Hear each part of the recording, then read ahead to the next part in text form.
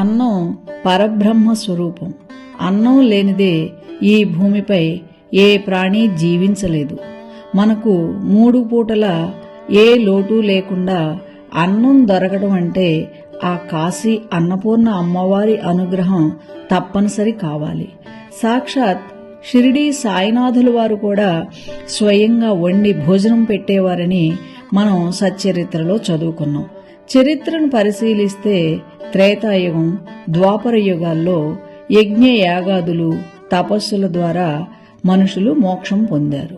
అదే విధంగా కలియుగంలో దాన ధర్మాలు, దైవారాధన, నామపారాయణ, నామస్మరణ మొదలైన వాటి ద్వారా సులభతరమైన మోక్ష మార్గాన్ని దైవం ప్రసాదించారని పండితులు చెబుతారు.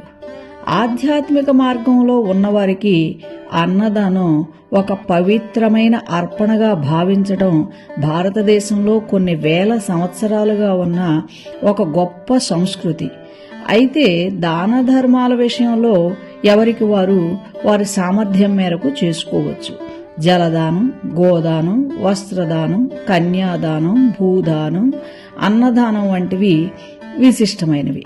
ఈ దానాలు అన్నింటిలోనూ అన్నదానం ఎక్కువ ప్రాముఖ్యత చెందినది. బంగారం, వస్తువులు, ఆభరణాలు ఇలా ఎవరికి ఎంత డబ్బు, విలువైన వస్తువులు ఇచ్చినా వద్దనకుండా తీసుకుంటారు. అయితే ఎవరికైనా మనం భోజనం పెట్టినప్పుడు వారికి ఎంత అవసరమో అంతే తింటారు. దాంతో వారికి మానసిక సంతృప్తి లభిస్తుంది. ఆకలితో ఉన్నవారికి అన్నదానం చేస్తే ఖచ్చితంగా మంచి ఫలితం వస్తుంది. హిందూ సాంప్రదాయం ప్రకారం అన్ని దానాల కంటే అన్నదానం గొప్పదని చెబుతూ ఉంటారు. ఎందుకంటే ఒక పూట భోజనం పెట్టి ఇతరుల కడుపు వెంటనే నింపొచ్చు.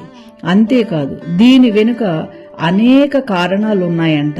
అందుకే అన్నదానం అన్ని దానాల కన్నా ప్రధానమైనదని పండితులు చెబుతూ ఉంటారు.